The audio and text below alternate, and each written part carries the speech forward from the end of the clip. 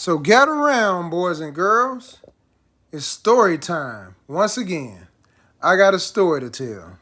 Tim Titi. And the story title is Assuming. When when you assume you make an ass out of you and me, you heard that before. Okay, we got three people in this story. And the first person is Peter, who, they call him Billy Bob for short, I guess. But it's Peter, and he's married to his wife, Kelly.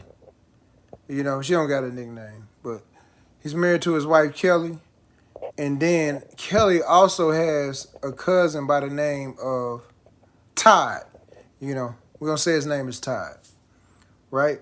So check it out.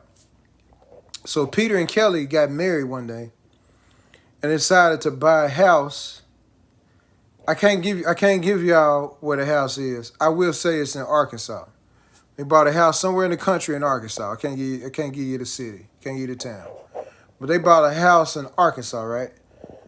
And so when they bought their first house, Kelly wanted to have a dog there, because she was lonely because Peter worked a lot of hours. You know what I mean? Peter, he works for some law firm, and he worked a lot of hours, overtime and everything. He's trying to move up the ladder. So he was never home a lot. So in the first house that they buy, Kelly is such an open arms person to her family. She's real close to her family to the point to where she'll house them, meaning like every now and then, oh, can I come live with you? Sure. Regardless if she asks Peter, who is the man of the house, who pays the bill, she won't even ask Peter sometimes. They'll just be there once Peter gets home from work sometimes. And so here comes the other scenario where we include the character Todd. Well, what happened was one day, mind you, Kelly, like I said, has a dog in the house. And this time, this dog is a puppy. This dog lives in the house, sleeps on the couch, everywhere. Didn't really tear up a lot of stuff, I don't think, in the beginning. They got the newspaper on the back, and it cured the boo-boo on the floor or whatever. Train them right, train them well, which the dog has nothing to do with this. So anyway, we're going to get to the story, to how this story turns out to what it was. So one day, Peter went to go make a run to the bank, right? So Peter, it's raining outside too. It's pouring down, and Peter grabs his rain jacket, rain boots, whatever, hops in his pickup, and Peter drives down the street to the bank because he needed money, put money in the bank, because he's got his check that day. Put the money in the bank or whatnot. And so Peter forgot his ID or whatever. So he turns right back around. So when Peter turns around or whatever, he goes back to the house to knock on the door. Basically, he unlocked the door is usually unlocked. So he tries to unlock the door and it's fucking locked. You know what I mean? And so, and that's just how the feedback goes, And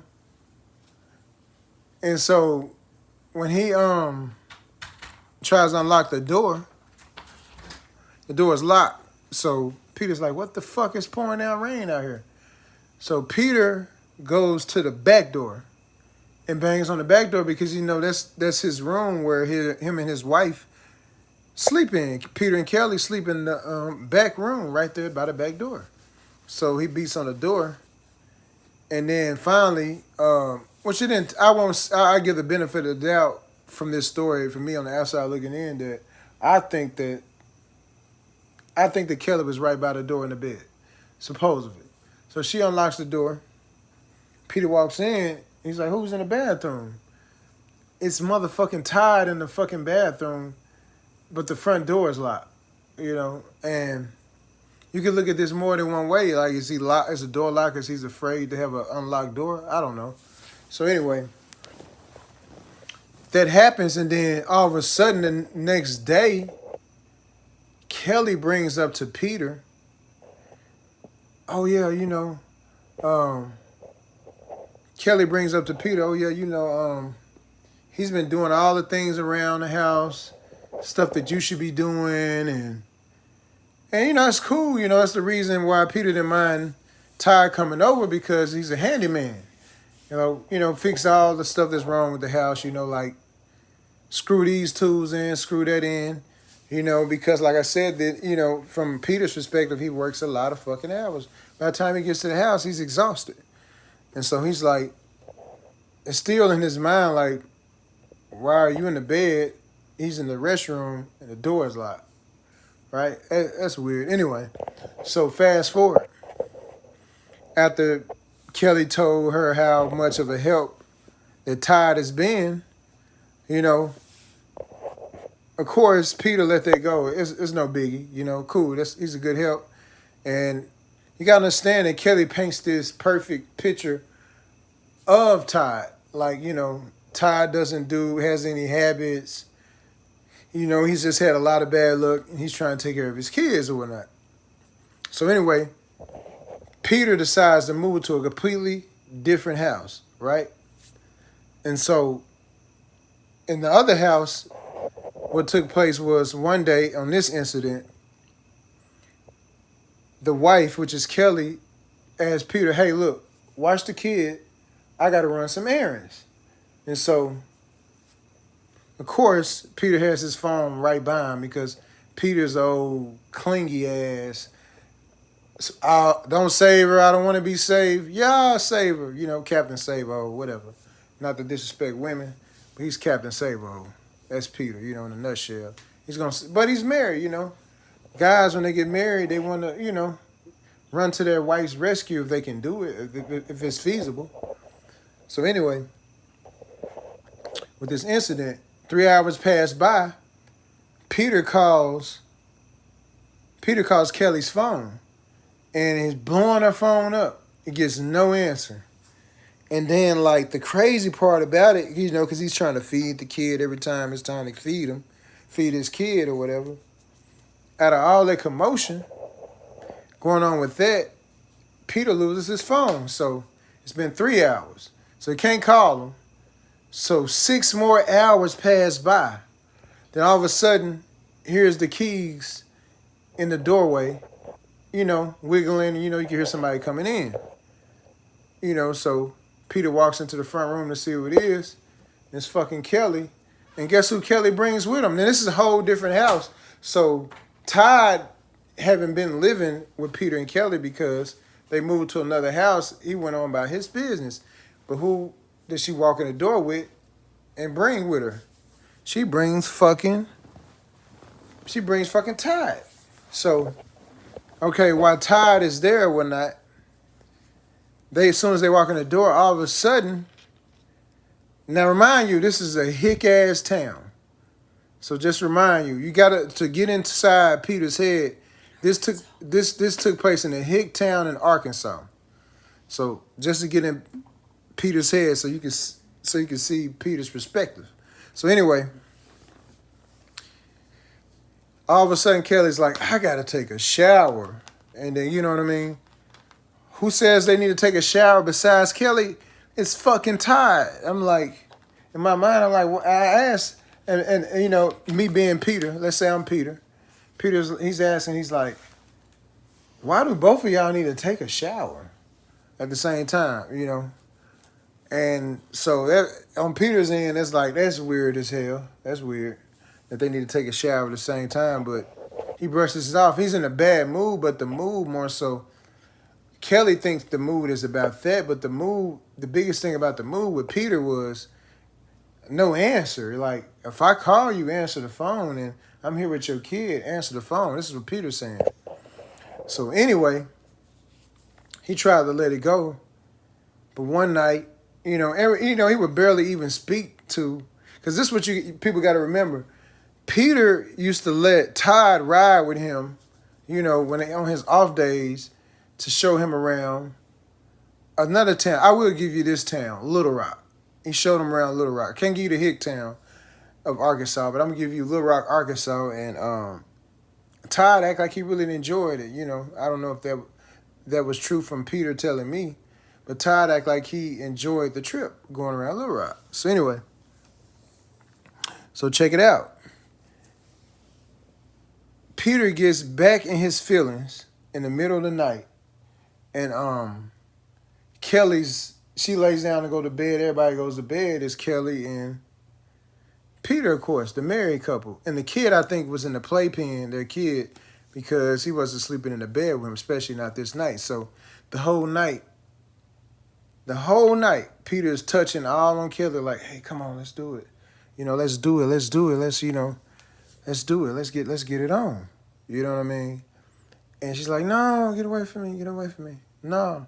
So no guy, all these guys ain't just dumb. This is a guy that's not dumb. He's like, why would you not want to do anything? You understand what I'm saying? And I'm your husband. Like, what's the point? Like, you normally do it. So why not today?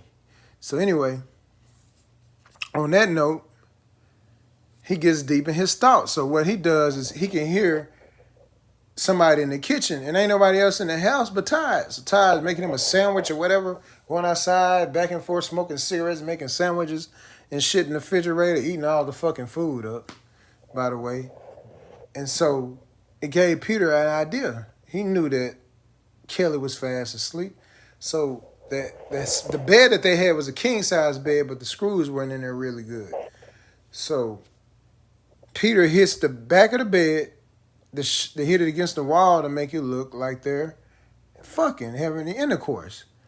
And so while he's doing that, which is crazy, and he knew he could do that because she was so fast asleep, as in Kelly, he could do that and have Todd thinking like, yeah, this is mine, I marked this, I don't care what. It's a weird thing coming from this hick town because of Arkansas, because now at this point in Peter's mind is you've been having incest sex with Todd, Kelly, your own cousin, right? So anyway, that happens that way, and he's thinking that they have an incest sex from him, and he's hitting the bedboard on the wall, letting them know, hey, look, you might have been having incest sex, but this is mine, right? So after he gets done doing the thing on the wall, the next day, Peter goes back to work. So Peter comes home from work, because you got to understand too, I don't want to leave out the conversation that Peter and Kelly had. They had a conversation about it, and Peter came right out and said, it's like, man, are you fucking your cousin? This is a hilarious shit, but it's real. Are you fucking your cousin, man? This is fucking nuts. Are you fucking your cousin? This is Peter asking Kelly. So she's like, no, and he didn't like the note that he was getting, I'm pretty sure. And so all of a sudden, he left that alone, with the headboard, beating the headboard against the wall. To him, that was enough for him to get his point across, right? So he goes to work for his long hours that he work. I don't know what it is, 12 hours, 15 hours. He's a lawyer. So he goes through that process or whatever. He comes back home.